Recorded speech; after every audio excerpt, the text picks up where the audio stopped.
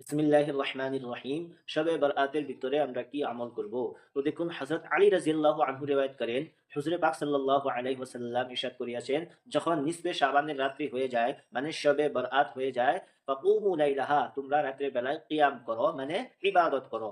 এখন কথা হলো যে কি ইবাদত আমরা কোন ধরনের করব, কোনটি ইবাদত করব?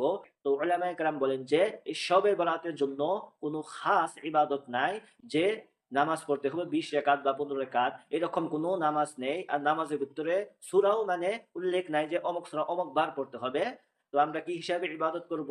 যদি কোনো ব্যক্তি নামাজ পড়তে চায় ২ রিকাত ২ রিকাত আম নামাজের মতো পড়ুক। তারপরে কেউ যদি যিকর ও আজকার তসবিহ তিলাওয়াত করতে চায়, ওই ব্যক্তি তিলাওয়াত করুক। তো এই রাত্রে কোনো খাস ইবাদত নেই। যে, যে হিসাবে ইবাদত করতে চায় ওই হিসাবে ইবাদত করবে। আর এই রাত্রে জানি আমরা ইজতিমাই হিসাবে জানি ইবাদত না করি। মসজিদে যদি আমরা একা, একা ইনফিরাদি হিসাবে কোনায়, কোনায় নফল নামাজ পড়ি, জিকির আজকার করি, তো সেটা ভিন্ন কথা। কিন্তু আমরা একলগে জিকির আজকার করতাছি, একলগে বা জামাত নামাজ পড়তাছি, এই ধরনের জানি আমরা না করি। এই ধরনের নামাজ, জিকির আজকার পাওয়া যায় না।